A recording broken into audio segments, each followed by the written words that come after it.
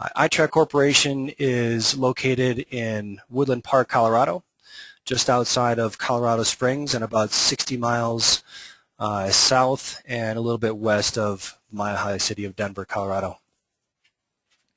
So what I'm going to show you here today, also our president here, Thomas Grounds, our director of sales, Craig Gooding, and myself, David Schneider, hardware and software technical support.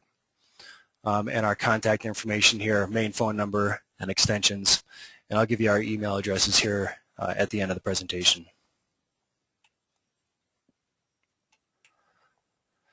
So for those of you who don't know, our product works on hardware and software. A hardware piece that is hardwire installed into the vehicle with power, ground, and an ignition switch, and software that picks up on that hardware via GPS satellites as well as cellular transmission.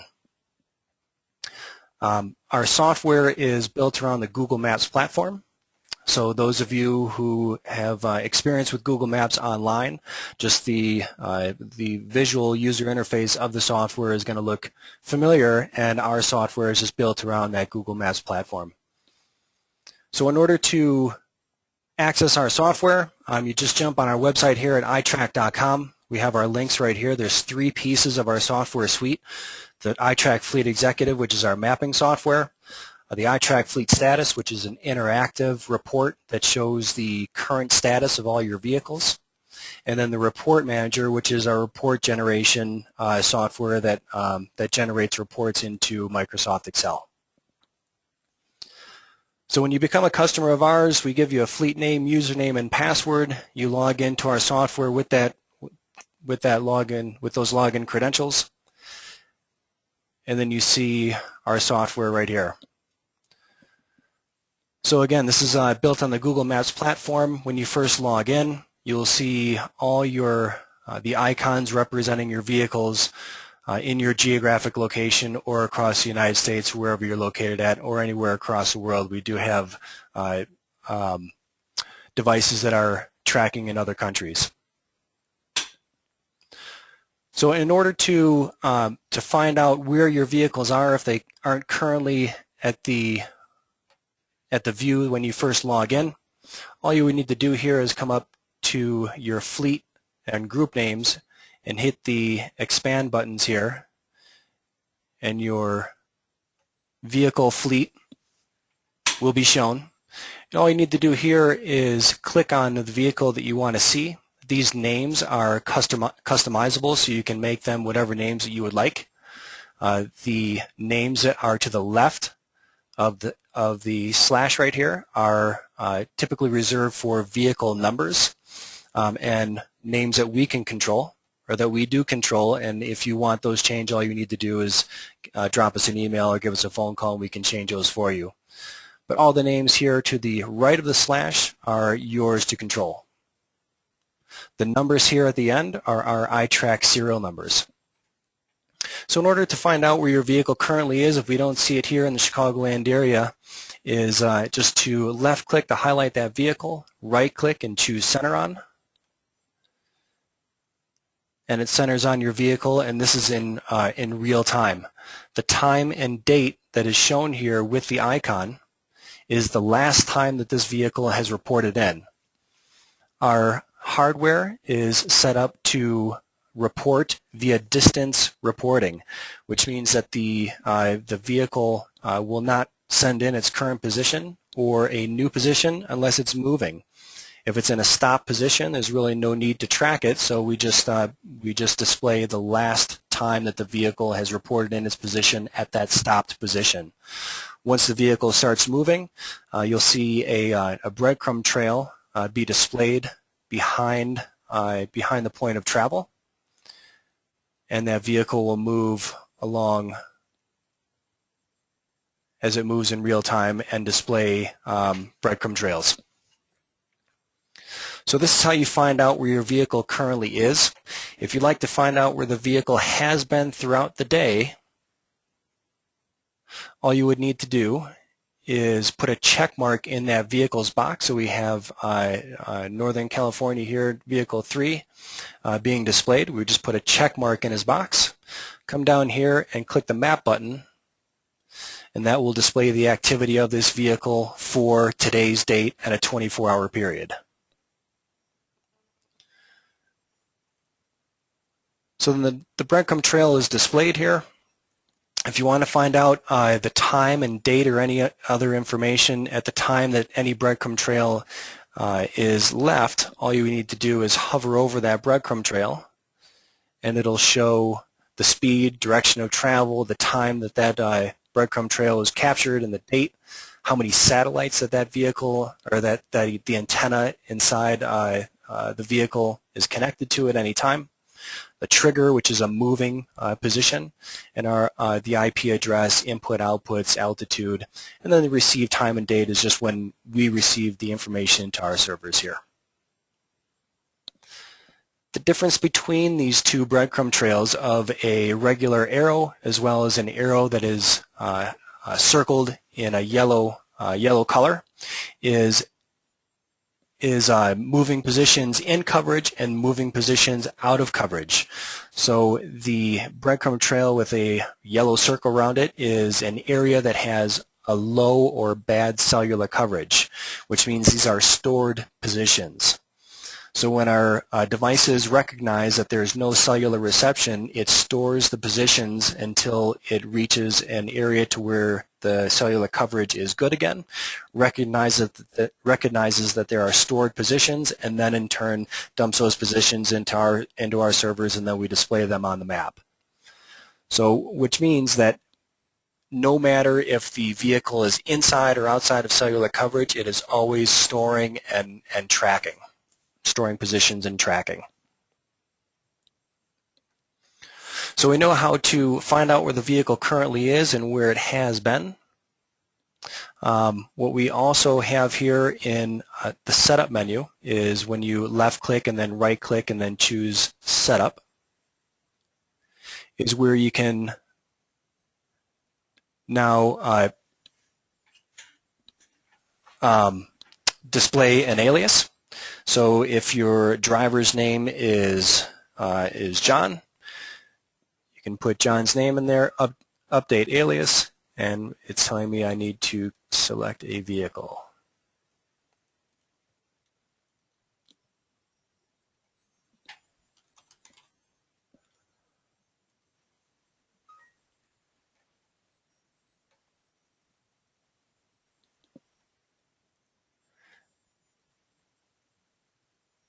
And then we have John here. It looked like I was hitting the map there. So then we've updated both of these vehicles to the name of John. So that's where you update the driver's name. What we also have here is an idle as well as overspeed alerts. These are reserved for if you had a long idle time. You could set an idle alert and set your time. This is in seconds. So you would set your time if you wanted 10 minutes. We would put in the seconds for 10 minutes, enable the alert, and whenever this vehicle idles for more than 10 minutes, you would get a real-time email notification that that NoCal 4 vehicle has been idling for more than 10 minutes. What we can also do is set overspeed alerts. You would just enable the alert, put in your speed, and then put in your email address here. And when this vehicle travels over 65 miles an hour, again, you would get a real-time email notification of when these vehicles, when this vehicle would travel over 65 miles an hour. You can also change icons to customize your vehicles, as well as colors of the triangles.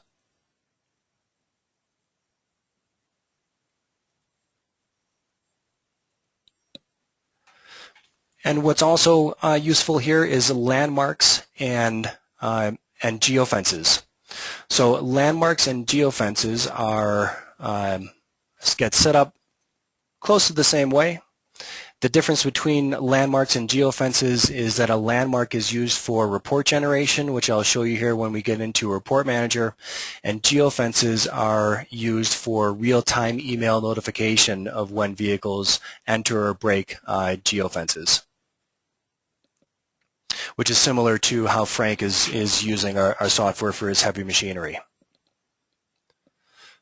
So with landmarks, basically what landmarks is used for is when a vehicle enters in a landmark and leaves a landmark, you can run a landmark report that'll show when vehicles are when they enter the landmark, how long they've been there, and when they leave that landmark. So a lot of customers will use this for setting up landmarks around customer locations, so they know kind of an electronic time card of when vehicles have arrived their customer location, how long they've been there, maybe for deliveries, and then when they leave. And that's all done via a landmark report. And how those are set up is that if we get an area on the map to where we want to set up a landmark, we would get that area on the map. We also do have satellite imagery. We get a satellite bird's eye view. And let's say we want to set up a landmark around this area right here. This may be a customer site. So what we would do is get that area up on the screen, on the view, open up the landmark editor, give that landmark a name. We can assign an icon for that landmark of either a house, building, star, or no icon at all. Just to show you what that looks like, we'll choose a building. And then you can either draw a polygon or a circle or a polygon. What I'm going to do today here is to show you a polygon here for a landmark, and I'll create a circle for our geofence. But for the polygon, you would click Draw Polygon. The landmark editor actually gets minimized here on your taskbar, and then your first click on the map will display the pin. Your second click on the map will draw a line in between those pins, and then your third will start closing in that landmark. And then once you're done, just come here to save. The screen will refresh. You close out here, and it'll name your landmark, and then you have your icon right here. So now when a vehicle comes into this landmark, leaves a stop position, it'll recognize that that vehicle has been in the landmark, and then it'll also recognize once it leaves the landmark and leaves a breadcrumb trail outside. So then you can run a report, a landmark report showing when vehicle number 1 entered customer site landmark, how long it was there, and then when vehicle number 1 leaves the landmark, and at what time and date that was as well.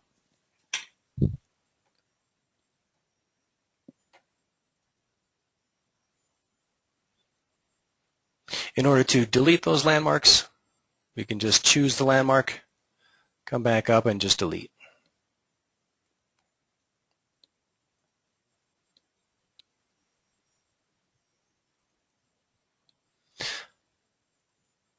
All right, so now for geofences. Geofences are set up pretty much the same way.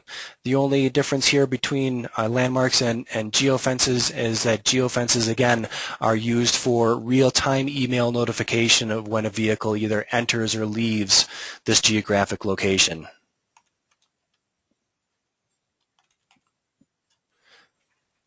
So you would name your geofence. You would choose an individual vehicle for the geofence, or choose any vehicle or your entire fleet. And then your notification is your email address.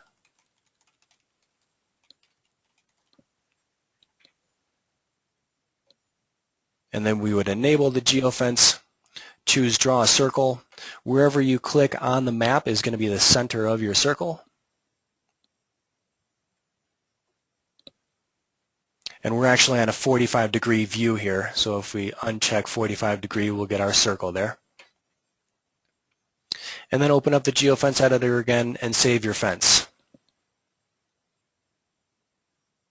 So some customers use this to where if they wanted to know if employees are using their company vehicles during personal time, they can set up a geofence around where that vehicle parks at night. Set the geofence, and you can also schedule the geofence for between off hours, so 6 p.m., between 6 p.m. and maybe 6 a.m. And then whenever that vehicle leaves this geofence at night between the hours of 6 p.m.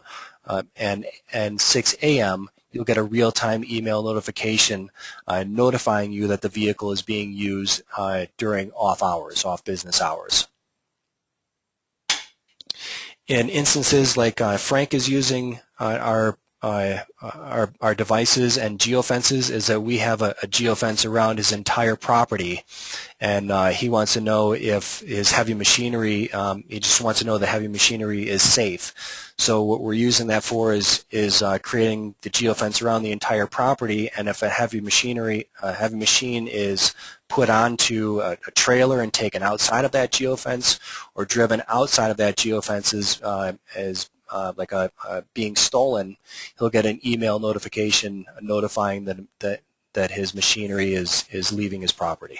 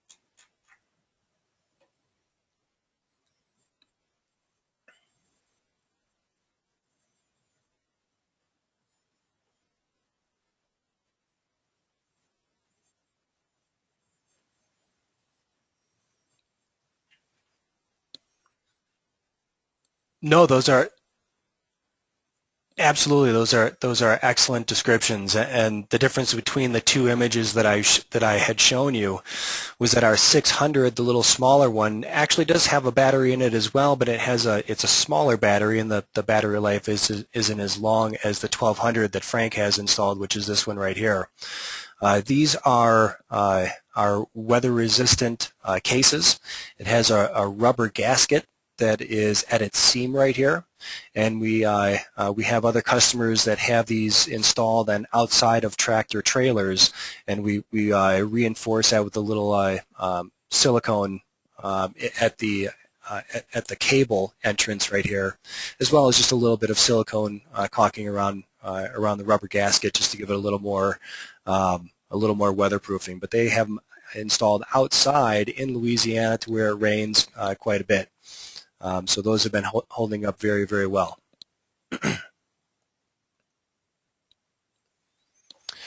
Okay, so as far as where the vehicles have been, where they currently are, setting up landmarks and geofences are a big bulk of the use of features and benefits, and there are obviously a lot more that our software can do. But what I'd like to show you now is our reporting software, and show you how some reports are ran. And then afterwards, what I'll do is log into Frank's account and show you all how Frank has his account set up. What I also wanted to show you as well is when you map out if there was a point of theft, you can dial back the dates here as easy as just open up a calendar and clicking on your dates. But then when you map out the vehicle for that date,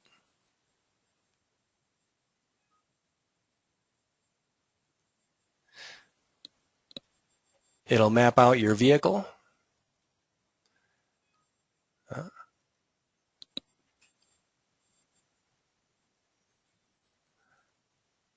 The satellite imagery can be a little bit of a resource hog too.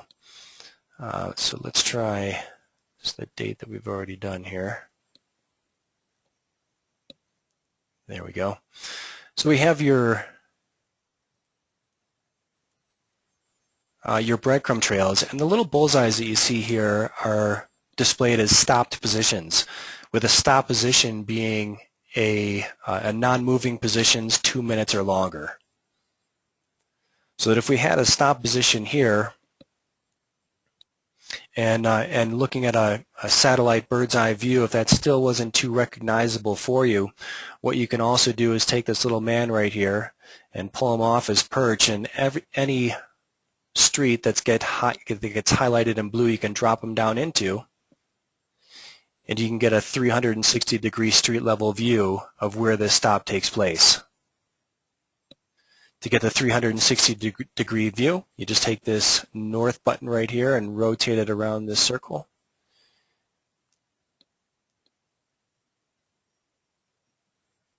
And you have that 360-degree view.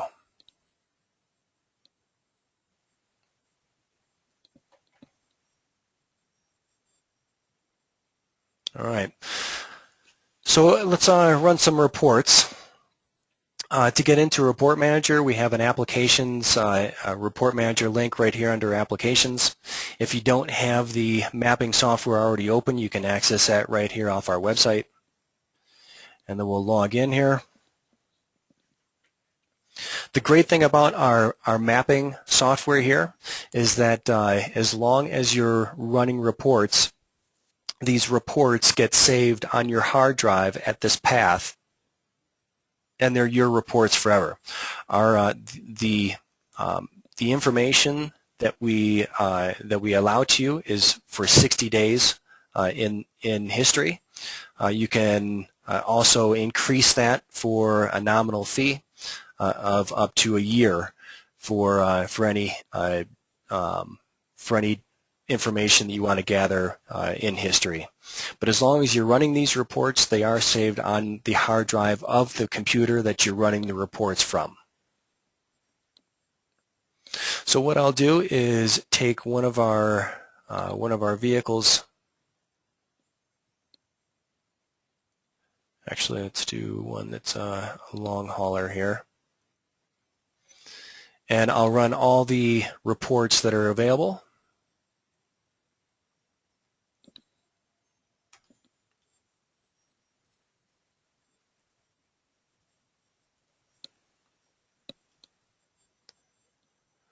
Go up here to schedule time or schedule type. You can set reoccurring reports, or you can just run one report one time. What a reoccurring report would be is that if you wanted to run a detailed report for one vehicle, your entire fleet, every Friday at 5 p.m., you can set that up to do so. So a reoccurring, you could set that up to run every Friday at 5, and as long as you have Report Manager open and the machine on, that report will run automatically. So today what we'll do is just run a one-time report. We'll run it for yesterday's date. You can also email these reports to yourself or anyone else who needs the report. And then we'll click Run Once. And then what we'll see here is the report activity running up here at the top right corner.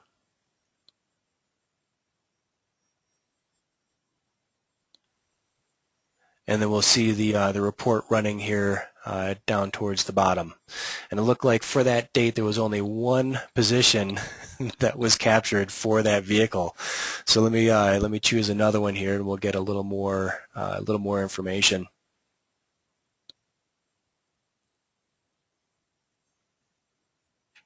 There we go. So we have 798 positions that have been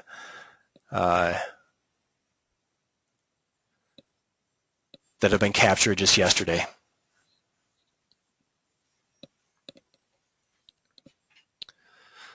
So then this report, the software will run through all the reports that we chose here. There's quite a bit of information that it's gathering, going out to the server and grabbing all the information, bringing it back, and it ran all those reports within about 26 seconds. So we'll come up here to Saved Reports. We'll click on our vehicle, give that a double click, and it opens the reports in Microsoft Excel. These reports are completely customizable and are able to be manipulated. So here we have an activity report, which is a skeleton version of the detailed report. This shows the first position that this device had sent in, the last position that it sent in, the work time, the total distance that it traveled, the total driving time or moving time that the vehicle had experienced, the number of stops, the average stop length, the total stop time, and then as we saw when the reports were running here, 786 data points. Those are ignition on, ignition off, starts and stops, and moving positions, which by default our vehicles or our devices are set to report distance traveling every mile traveled. And then it went over the speed of 60 miles an hour 116 times. So an overspeed report, so this is how many times that the vehicle went over 60 miles an hour. It looks very, very minor as far as the miles an hour over, except for a couple. And then the time that actually occurred and the date, which we chose to be the 15th. We have a state report. This would be, a lot of customers use this for if the reports. And if the vehicle were to travel into another state, it would show the time that it entered into that state, which is the time of day, as well as how long that vehicle was in the state and the distance traveled within the state. So if the vehicle started out in California, it traveled into Nevada and came back, it would show the time that it entered Nevada, how many miles were traveled in Nevada, the time that it left Nevada and then got back into California, and then how much distance time that it was in that state as well. The detailed report is all the information that the device captured throughout the day. So it's distance in, which is the distance in coverage that I showed you, the breadcrumb trails. If there was an out or a bad cellular coverage, it would say distance out coverage, which would mean it was a stored position. And then it has all your starts and stops. The stop signifying the address that it stopped at. If this stop, and this brings us to landmarks again, if this stop was within a landmark, instead of the address of that stop, it would show the landmark name. And then when it started up and then stopped, it looked like it may have just moved in the parking lot, stopped, and then started again, and then all your distance coverage. Your stop report, this is just your stops throughout the day. The duration, the time that it happened, the duration of the stop, and then the distance in between the stops. This vehicle did not stop into any landmarks throughout the date of the 15th. And then your trip report is just the opposite of your stop report. This is all the moving positions that happened between stops and how long that the vehicle was moving in between stops.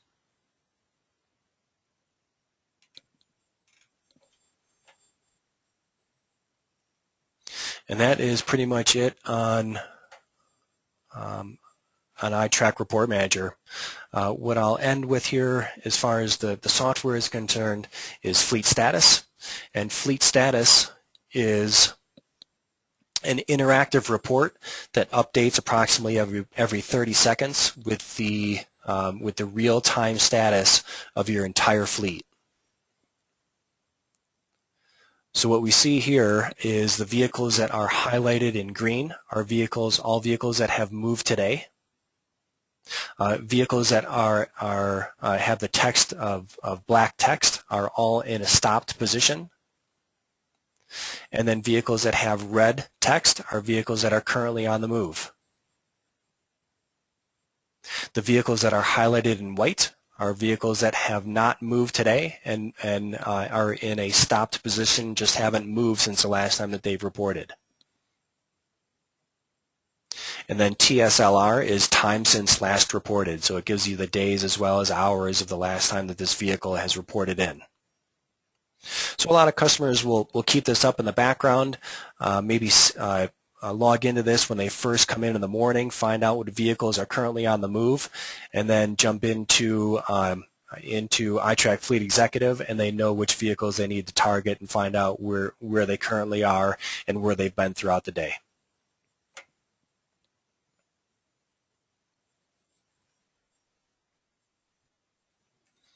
And then also, Frank, I was just going to log into your account here and just kind of show everybody your property and how you kind of have the Geofences set up.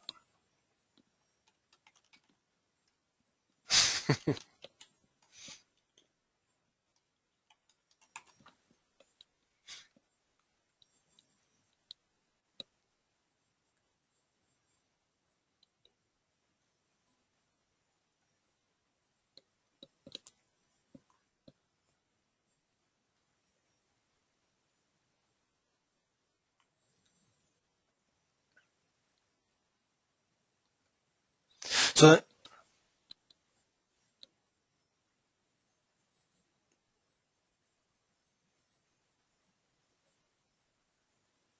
yeah, monthly cost for data as well as software services is roughly about $20 per month per vehicle. So we have a geofence around the entire E&J Gallo Winery property right here, and for the most part, these vehicles stay within this property. There was one instance to where there was a vehicle that was towed to a different property and worked there for what, Frank, a week or two, a month or so, and then came. Exactly. And then we have, you know, as I stated before, any of these vehicles that leave this this geofence or this property, Frank will get a real-time email notification that that vehicle 4, vehicle 10 has left the property.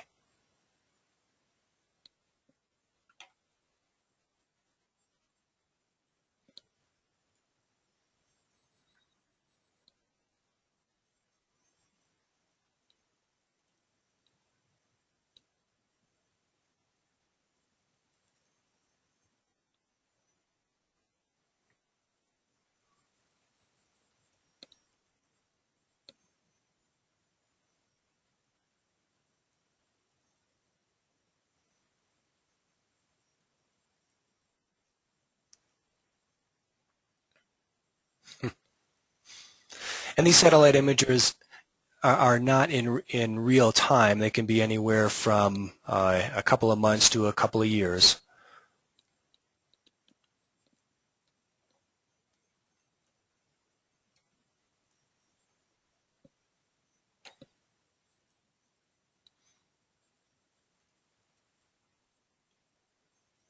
Wonderful. Again, well, I appreciate everyone's attention and the opportunity. Any time or any questions that anyone has, our contact information is right here, our main number and our email addresses again, or you can get a hold of Frank and he has all of our contact information as well. Thanks again, everyone.